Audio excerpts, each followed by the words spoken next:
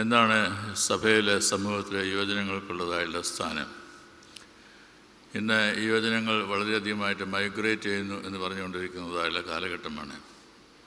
അവർക്ക് പഠിക്കുന്നതിന് അവസരം ലഭിക്കുമ്പോൾ പഠനത്തിനനുസരിച്ച് ഉള്ള ഒരു ജോലി കിട്ടാൻ സാധ്യതയില്ലാതെ പോകുന്നു എന്നത് മുഖ്യ കാരണമാണ്. അത് ഇന്നത്തെ സംസ്ഥാന ഗവൺമെൻറ് മനസ്സിലാക്കി നമ്മളുടെ യുവജനങ്ങൾ ഇവിടെ തന്നെ നിൽക്കുന്നതിനും യുവജനങ്ങൾ പഠിക്കുന്നതിനും പഠനത്തിന് ശേഷം ക്യാമ്പസ് റിക്രൂട്ട്മെൻറ്റിൽ കൂടി തന്നെ ഓരോരോ സ്ഥാനങ്ങളിലൊക്കെ പ്രവേശിക്കുന്നതിന് ഇടയായിട്ട് തീരണം എന്നത് ആഗ്രഹിക്കുന്നുണ്ട്. നമ്മളുടെ യുവജനങ്ങൾ ഇന്ന് നമ്മളുടെ സഭയുടെ മുഖ്യധാരയിലില്ല എന്നുള്ളത് കൊണ്ട് തന്നെ സഭയ്ക്ക് വളരെയധികമായിട്ടുള്ള ന്യൂനത വർദ്ധിച്ചുകൊണ്ടിരിക്കുന്ന ഒരു കാലഘട്ടവും കൂടിയാണ്. എന്താണ് ന്യൂനത എന്ന് ചോദിച്ചേക്കാം. നമ്മളുടെയൊക്കെ ഭവനത്തിൽ യുവജനങ്ങളെ കേൾക്കേണ്ടതും അവരോട് ഒന്നിച്ച് സംസാരിക്കേണ്ടതും അവർ പറയുന്നതായുള്ള കാര്യങ്ങൾ കേട്ട് നേരായ പാത എന്തെന്ന് പറഞ്ഞു കൊടുക്കേണ്ടതും ആവശ്യമായിട്ടുള്ള ഒരു കാലഘട്ടത്തിലാണ് നാം എത്തിച്ചേർന്നിരിക്കുന്നത്. യുവജനങ്ങളെ അവർക്ക് ഒരു സെക്കുലർ ഫീൽഡിൽ പഠനമൊക്കെ കഴിഞ്ഞൊരു ബാങ്കിലൊരു ഉദ്യോഗസ്ഥനായിട്ട് ജോലി കിട്ടിയാൽ പോലും നമ്മളുടെയൊക്കെ ഇടവയിൽ വേണ്ടതായിട്ടുള്ള അംഗീകാരം നൽകാതെയോ വേണ്ടതായിട്ടുള്ള സ്ഥാനമാനങ്ങൾ കൊടുക്കാതെയോ ഒക്കെ അവരെ പുറന്തള്ളുന്നതായിട്ടുള്ളൊരു രീതി കണ്ടുവരുന്നു എന്നത് നാം തിരിച്ചറിയേണ്ടതായിട്ടുള്ള കാലഘട്ടമായി. അത് തിരിച്ചറിയേണ്ടത് യുവജനങ്ങളാണ്. ഇടവയുടെയും ഒക്കെ വളരെ വർത്തമാനകാലത്തിലും ഭാവി കാലത്തെ മുന്നിൽ കണ്ടും പ്രവർത്തിക്കേണ്ടതായുള്ളൊരു സമൂഹം എന്നത് തിരിച്ചറിയുന്നതായുള്ള വേളയിലൂടെയാണ്. ഈ ലോകത്തിൽ ഒരു മനുഷ്യൻ ജീവിക്കുക എന്ന് പറയുന്നത് തനിക്ക് വേണ്ടി മാത്രം ജീവിക്കുകയല്ല. അവൻ ജീവിക്കുന്നത് വർത്തമാനകാലത്തെ അർത്ഥവത്താക്കി തീർക്കുന്നതിനും അതേ അവസരം തന്നെ ഭാവിയെ കരുപിടിപ്പിക്കുന്നതിനുമായിട്ടാണ്. അപ്രകാരം നമ്മളുടെ സഭയുടെയും ഇടവുകളുടെയൊക്കെ ഭാവി കരുപിടിപ്പിക്കുവാൻ്റെ കോണം യുവജനങ്ങൾക്ക് പങ്കാളിത്തം നൽകേണ്ടതായുള്ള ആവശ്യകത വളരെയേറെയുണ്ട് എന്നത് ഓർമ്മപ്പെടുത്തുന്നതിനായിട്ട് ഈ അവസരം ഞാൻ വിനിയോഗിക്കുകയാണ്. ഞാൻ മുമ്പേ പറഞ്ഞതുപോലെ അവരെ കേൾക്കുന്നതിനായിട്ടിടയാവണം, അവരോട് ഒന്നിച്ചിരുന്ന് സംസാരിക്കുന്നതിനായിട്ടിടയാവണം, അവർ പറയുന്നതായുള്ള കാര്യങ്ങളൊക്കെ കേട്ട് അവരെ നയിക്കേണ്ടതായുള്ള പാതയിലൂടെ നയിക്കുവാൻ്റെ കോണമുള്ള ബാധ്യത നമുക്കുണ്ട്. ഒരു സഭയായിട്ടുള്ള ഒരു ധന്യത നമുക്കുണ്ട് എന്നത് തിരിച്ചറിയേണ്ടതായുള്ള ആവശ്യകതയുണ്ട് എന്നത് സൂചിപ്പിക്കുകയാണ്. ലഹരി വിമുക്ത ദിനമായിട്ടൊക്കെ നാം വേർതിരിക്കുന്ന അവസരത്തിൽ ഡ്രഗ്സിനോട് നോ പറയുക എന്നത് വളരെ ആവശ്യമാണ് എന്നത് വളരെ വ്യക്തമായിട്ട് സൂചിപ്പിച്ചിരിക്കുന്ന കാർഡുകളാണ് നിങ്ങളുടെ കയ്യിലൊക്കെ ലഭിച്ചിരിക്കുന്നത്. Say no to drugs. രാവിലത്തെ ധ്യാന പ്രസംഗത്തിൽ എന്തൊക്കെ കാര്യങ്ങളിലാണ് നാം ശ്രദ്ധിക്കേണ്ടത് എന്നത് എടുത്തു പറഞ്ഞത് നിങ്ങൾ വീണ്ടും അയവിറക്കുമല്ലോ. സ്വാതന്ത്ര്യം മനുഷ്യനെല്ലാം തന്നെ ആഗ്രഹിക്കുന്നുണ്ട്. എന്നാൽ ഇന്ന് ലോകത്തിലെവിടെയും മനുഷ്യൻ പാരതന്ത്ര്യത്തിൽ ആയിരിക്കുന്ന രീതിയാണ് കാണുന്നത് എന്നത് റൂസ്വെൽറ്റ് പറഞ്ഞിട്ടുണ്ട്. അതിൽ നിന്നൊരു വിമോചനം ലഭ്യമായി തീരുക എന്നത് ആവശ്യമാണ്. അതുകൊണ്ട് സ്വാതന്ത്ര്യം ലഭിക്കുന്നതിന് ഏവരും ആഗ്രഹിക്കുന്നുണ്ട്. ഞാൻ വായിച്ചതായുള്ളൊരു ഭാഗത്ത് ഒരു ബുദ്ധ ആശ്രമത്തിൽ അവിടെ അംഗമായി തീരുന്നതിന് ആഗ്രഹിച്ച ചെറുപ്രായത്തിൽ തന്നെ ഒരു കുട്ടി അവിടെ വരികയുണ്ടായി. ആ കുട്ടി അവിടെ വന്ന അവസരത്തിൽ പകൽ സമയത്തൊക്കെ ആ ബുദ്ധവിഹാരത്തിലൂടെയൊക്കെ ഓടിച്ചാടി നടക്കുന്നതിനായിട്ടുള്ള അവസരം ധാരാളമായിട്ട് ലഭിച്ചു. താനങ്ങനെ കളിച്ചുകൊണ്ടിരിക്കുന്നതായുള്ള അവസരത്തിൽ തുമ്പപ്പൂവിലൊക്കെ വന്നിരിക്കുന്നതായുള്ള കൊച്ചു തുമ്പിയൊക്കെ കാണുകയുണ്ടായി. കുട്ടികളുടെ ഒരു ഹരമാണ്. ആ കൊച്ചു തുമ്പിയൊക്കെ പിടിച്ച് അതിൻ്റെ വാലിലൊക്കെ ഒരു നൂലുമൊക്കെ കെട്ടി അതിനെ പറപ്പിക്കുക എന്നതും അതേ അവസരത്തിൽ തന്നെ ചിലപ്പോൾ അതിനെടുക്കാൻ പാടില്ലാത്തതായുള്ള കല്ലുകളൊക്കെ എടുക്കുവാനായിട്ട് അതിനെ പ്രേരിപ്പിക്കുന്നതും ഇതേ ബുദ്ധ ആശ്രമത്തിലെ സന്യാസി കണ്ടുകൊണ്ടേയിരിക്കുകയായിരുന്നു. അന്ന് രാത്രിയിൽ അവൻ കിടക്കുവാനായിട്ട് വന്ന് രാവിലെ ഉണർന്നതായിട്ടുള്ള അവസരം അവന് എഴുന്നേൽക്കുന്നതിനായിട്ട് സാധിക്കുന്നില്ല. കാരണം തൻ്റെ ശരീരം ഒരു വലിയ കല്ലുമായിട്ട് ബന്ധിപ്പിച്ചിരിക്കുകയാണ്. അപ്പോൾ ബുദ്ധ സന്യാസി അടുത്തെന്ന് പറഞ്ഞു, നീ ഇന്നലെ തുമ്പിയെ പിടിച്ച് ആ തുമ്പിക്ക് എടുക്കുവാൻ പാടില്ലാത്തതായ ഭാരങ്ങളൊക്കെ എടുക്കുവാനായിട്ട് ആ തുമ്പിയെ കൊണ്ട് എടുപ്പിക്കുവാനായിട്ട് നീ ശ്രമിച്ചത് ഓർക്കുന്നുണ്ടല്ലോ. ഓർക്കണം, അവരവർക്ക് അവരുടേതായുള്ള ജീവിതത്തിൽ പരിമിതികളൊക്കെ ഉണ്ട് എങ്കിൽ തന്നെയും അവരവരുടേതായ ജീവിതത്തിൽ സ്വാതന്ത്ര്യം ദൈവം ആഗ്രഹിക്കുന്നതായുള്ളതാണ്. നിനക്ക് ആ തുമ്പിയെ കൊണ്ട് ഭാരമെടുപ്പിക്കുവാനായിട്ടുള്ള താല്പര്യമുണ്ടായെങ്കിൽ എന്തുകൊണ്ടാണ് വലിയ ഭാരമുള്ളതായിട്ടുള്ള ഈ കല്ല് നിനക്ക് മാറ്റുവാനായിട്ട് കഴിയാതെ പോകുന്നത്? എല്ലാവർക്കും ജീവിതത്തിൽ പരിമിതികളുണ്ട് എന്ന് പഠിക്കുകയാണ് ഏറെ ആവശ്യമായിരിക്കുന്നത്. എന്നാൽ പരിമിതിയുള്ളതായിട്ടുള്ള മനുഷ്യനെ സ്നേഹിക്കുന്നതിനായിട്ടും ചേർത്ത് നിർത്തുന്നതിനൊക്കെ ഇടയായിട്ട് തീരുമ്പോഴാണ് ഒരു സംഘമായിട്ട്, ഒരു കൂട്ടായ്മയായിട്ട് തീരുവാനായിട്ട് നമുക്കെല്ലാം സാധിക്കുന്നത്. അങ്ങനെ ഒരുമിച്ച് നിൽക്കുന്നതായിട്ടുള്ള അവസരത്തിലാണ് ഒരുമിച്ച് നിൽക്കുന്നതിലൂടെയുള്ള ശക്തി, അനുഗ്രഹം ജീവിതത്തിൽ അനുഭവിപ്പാണ്ട് കൊണ്ടിടയായിട്ട് തീരുകയും ചെയ്യുന്നത്. ഒറ്റയ്ക്ക് ബലഹീനമാണെന്ന് തോന്നുന്നതായിട്ടുള്ള സാഹചര്യത്തിൽ ഒരു സമൂഹമായിട്ട്, കൂട്ടായ്മയായിട്ട് നിലനിൽക്കുന്ന അവസരത്തിൽ എത്രയോ ശക്തിമത്തായിട്ട് ജീവിക്കുന്നതിന് ഇടയായിട്ട് തീരും എന്നത് ഓർക്കുവാണ്ടക്കോണം അത് സഹായമാണ് എന്നത് ഞാൻ വിചാരിക്കുന്നു. രണ്ടാമതായിട്ട് എനിക്ക് ഓർപ്പിക്കുന്നതിനായിട്ടുള്ളത്, അനേക കുടുംബങ്ങളിൽ യുവജനങ്ങൾ മദ്യത്തിനും മയക്കുമരുന്നിനുമൊക്കെ അടിമകളായിട്ട് തീരുന്നുണ്ട്. ആ പോക്ക് ശരിയല്ല എന്ന് പറയുന്ന ഒരു രീതി നമുക്കുണ്ടെങ്കിലും ആ പോക്ക് ശരിയാക്കുവാനായിട്ടുള്ള താല്പര്യം നമുക്കുണ്ടാവുകയില്ല.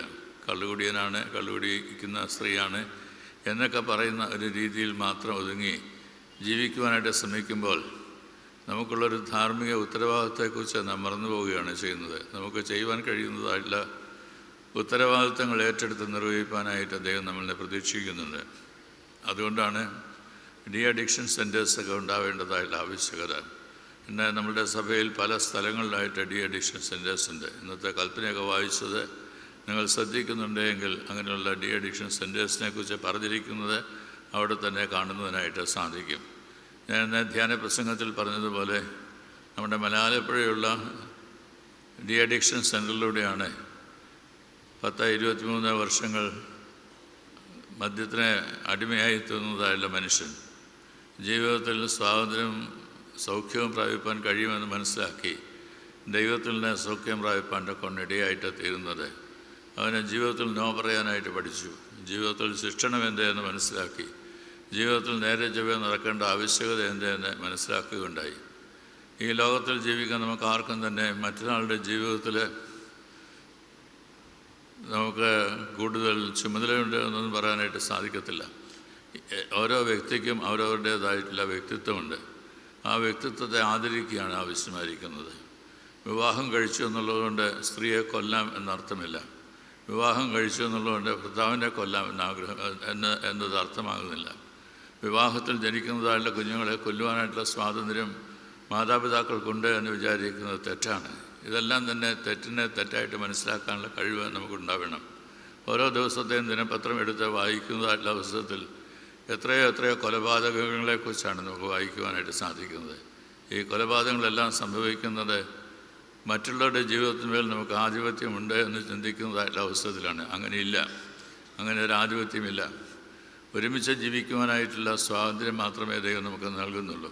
മരണം വരെ ഒരുമിച്ച് ജീവിക്കുക, മരിച്ചു കഴിയുമ്പോൾ ഒറ്റയായിട്ടൊക്കെ തീരുന്നതായിട്ടുള്ള അവസരത്തിലും ഞാനിനി ഒറ്റയ്ക്കല്ല എന്ന് മനസ്സിലാക്കുവാനൊക്കെയുള്ളൊരു കൂട്ടായ്മ ബന്ധത്തിൽ ജീവിപ്പാനായിട്ട് ഇടയായിട്ട് തീരുക. ഇവിടെയാണ് ഇടവേടയൊക്കെ സ്ഥാനത്തെ മനസ്സിലാക്കുവാനൊക്കെ നമുക്ക് ഇടയായിട്ട് തീരുന്നത്.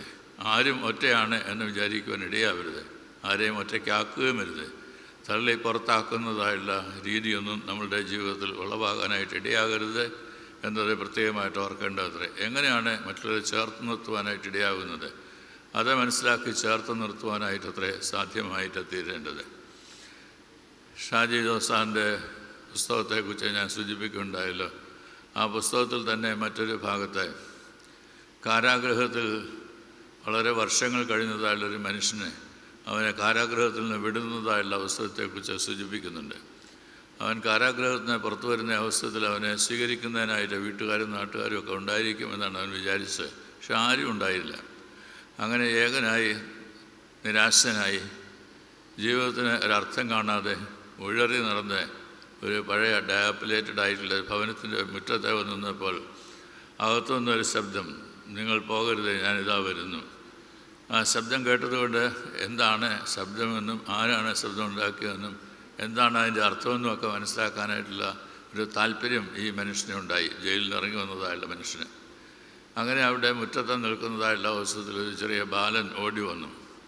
അവൻ പറഞ്ഞു, നിങ്ങൾ വരുമെന്ന് എനിക്കറിയാമായിരുന്നു. എൻ്റെ അമ്മ എന്നോട് അപ്രകാരം പറഞ്ഞിട്ടുണ്ട്. അപ്പോൾ എന്നെ നിന്നെ ദേഹത്തൊക്കെ ഈ മണ്ണൊക്കെ പുരണ്ടിരിക്കുന്നത് അവൻ പറഞ്ഞു, എൻ്റെ അമ്മ മരിച്ചുപോയി. അമ്മയെ ഞാനിപ്പോൾ അടക്കിയിട്ട് ശവസംസ്കാരം കഴിഞ്ഞിട്ട് വരുന്നതായിട്ടുള്ള അവസ്ഥയാണ്. എന്നാൽ അമ്മ എന്നോട് പറഞ്ഞിട്ടുണ്ടായിരുന്നു, നീ ഒറ്റയ്ക്കായി പോവുകയില്ല, നിന്നെ ഈ ലോകത്തിൽ നോക്കുന്നതായിട്ടുള്ള ആളുകളുണ്ടാവും എന്നത്, ദൈവം നിന്നെ നോക്കിക്കൊള്ളും എന്നതൊക്കെ പറഞ്ഞിട്ടുണ്ടായിരുന്നു എന്നത് അവൻ സൂചിപ്പിക്കുകയാണ്.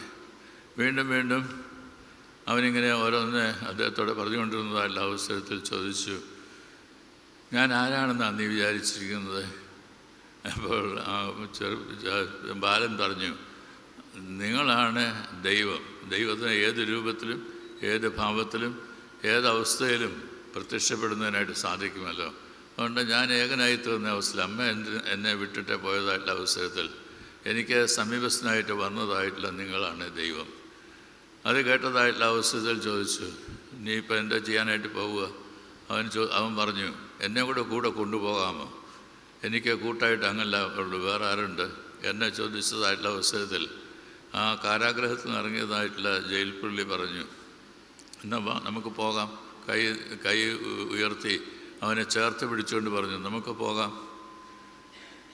അനാഥനായി തീർന്നതായിട്ടുള്ള ബാലനും ജയിലിൽ നിന്ന് ഇറങ്ങി വന്നതായിട്ടുള്ള ജയിൽ പുള്ളിയും ജീവിതത്തിന് ഒരർത്ഥവും ലക്ഷ്യവുമൊക്കെ ഉണ്ട് എന്നത് മനസ്സിലാക്കിയ സന്ദർഭമായിട്ടത് മാറുകയാണ്. ജയിൽ പുള്ളിക്ക് ഈ മകനും അനാഥനായിട്ടുള്ള മകന് ഈ ജയിൽ പുള്ളിയും താങ്ങും തണലുമായിട്ട് ആയിത്തീരുന്നതായുള്ള സാഹചര്യം. ഇങ്ങനെ എത്രയോ ജീവിത ഭാഗങ്ങൾ നമ്മളുടെ ചുറ്റുപാടും നമ്മളുടെ സഹായ ഹസ്തങ്ങൾ പ്രതീക്ഷിച്ച് നിൽക്കുന്നുണ്ട്. ആർക്കെങ്കിലും താങ്ങും തണലുമായി തീരുമാൻ നമുക്കിടയാവുന്നുണ്ടോ? ആർക്കെങ്കിലും വാ നമുക്ക് പോകാം എന്ന് പറഞ്ഞ് ഒരുമിച്ച് കൂട്ടിക്കൊണ്ടുപോകുവാൻ ഇടയായിത്തീരുന്നതായുള്ള സാഹചര്യമുണ്ടോ? കർത്താവായ യേശു ക്രിസ്തു നല്ല സമരിയാക്കാരനെക്കുറിച്ചൊക്കെ പറഞ്ഞതായിട്ടുള്ള അവസരത്തിൽ കർത്താവ് അർത്ഥപ്രാണനായിട്ട് കിടക്കുന്നൊരു മനുഷ്യനെക്കുറിച്ചാണ് പറഞ്ഞത്. അങ്ങനെ അർത്ഥപ്രാണനായിട്ട് കിടക്കുന്നതായുള്ള മനുഷ്യൻ, അവന് അർത്ഥപ്രാണനായിട്ട് കിടക്കുമ്പോൾ പിന്നീട് നമ്മൾ മനസ്സിലാക്കുന്ന അവനൊരു ജൂവായിരുന്നു, ഒരു യഹൂദനായിരുന്നു. അതിൽ പോയതായിട്ടുള്ള ഒരു സമരിയാക്കാരനാണ് ഇറങ്ങി വന്ന് അവൻ്റെ ആവശ്യം എന്തെന്ന് മനസ്സിലാക്കി അവൻ്റെ മുറിവുകളൊക്കെ വെച്ച് കെട്ടി അവനെ തൻ്റെ വാഹനത്തിൽ കയറ്റി സത്രത്തിൽ കൊണ്ടുപോയി അവരോട് പറയുകയാണ്, വല്ല വിധേനെ ഇവനെ രക്ഷപ്പെടുത്തണം. തന്നെ കയ്യിലുള്ളതായുള്ള കാശൊക്കെ കൊടുത്തതിന് ശേഷം പറഞ്ഞു, ഇനി എന്തെങ്കിലും അധികമായിട്ട് ചിലവിട്ടാൽ ഞാൻ തിരികെ വരുമ്പോൾ തന്നുകൊള്ളാം. എനിക്ക് ഇവൻ ജീവൻ്റെ അനുഭവത്തിൽ, സമൃദ്ധിയായിട്ടുള്ള ജീവൻ്റെ അനുഭവത്തിൽ രക്ഷപ്പെടുന്നത് കാണുന്നതിനായിട്ടാണ് താല്പര്യം എന്നത് പറയുക അത്ര ചെയ്യുന്നത്. ആരാണ് ആ യഹൂദൻ? എങ്ങനെയുള്ളവനാണ് ആ യഹൂദൻ? ഇതൊന്നും തന്നെ നമുക്ക് അറിയാനായിട്ട് സാധിക്കുന്നില്ല.